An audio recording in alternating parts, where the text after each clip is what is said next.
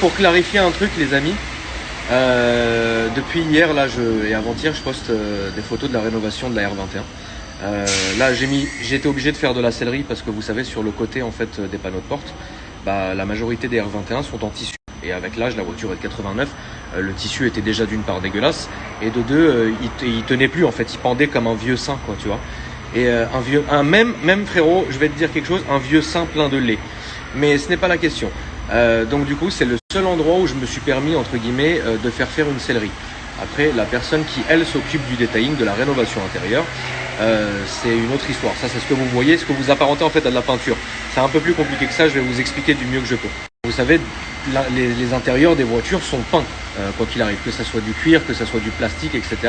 Vous pouvez entre guillemets à l'usine choisir la couleur que vous voulez. C'est pour ça qu'on a des voitures avec des intérieurs noirs, beige, blanc, jaune, etc. Et du coup, en fait, ce que fait le détailleur, que je vous présenterai quand ma vidéo sortira, ce ne sera pas tout de suite parce que aussi après il y a la prépa moteur. Mais en fait, ce qu'il fait lui, c'est que notamment sur les sièges, il va d'abord nettoyer et dégraisser le siège complètement. Donc c'est pour ça que vous allez voir une teinte qui était au bout des années très brillante. Et aujourd'hui la teinte est mate puisque le siège a été nettoyé et dégraissé. Ensuite il va donc poncer le cuir, il le ponce comme une carrosserie si vous voulez.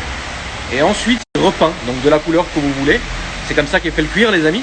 Ce n'est pas une vache ne vient pas frérot sur terre violette. Donc si vous voulez du cuir violet, faut bien avoir la teinte. Et ensuite il remet du... Voilà, en fait c'est quand vous voyez que par exemple notamment sur la photo du volant qu'il y avait hier, vous voyez que c'est clairement de la peinture, mais c'est pas de la peinture par exemple comme une bombe où genre t'as enlevé le volant, tu l'as peint, pas du tout. En fait ça va être poncé, dégraissé, poncé, peint et reverni comme à l'origine en fait. Et même bien souvent beaucoup plus solide que l'origine, puisque le détailleur en question m'a montré parce que moi je ne jurais que par la sellerie au début.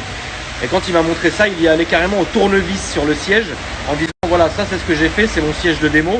Et il grattait comme un zinzin, tu vois. Et je lui ai dit ouais, c'est pas mon gros cul de facochère frérot qui va enlever le vernis. Et ça sera mieux que l'origine. En tout cas, vous verrez.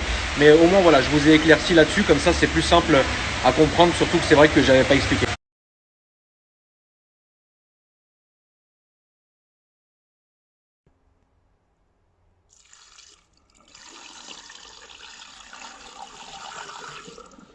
Juste un truc, allô, me remonte pas la vitre, ça va pas ou quoi? T'es là quand même à pas respecter frère. Dis-moi, jamais tu laves ta voiture, je comprends pas. Tu sais, une voiture ça se lave. Une belle Clio comme ça avec l'intérieur oui.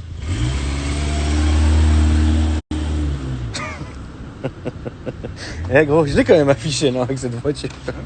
je l'ai haché avec cette voiture quand même. Ouais.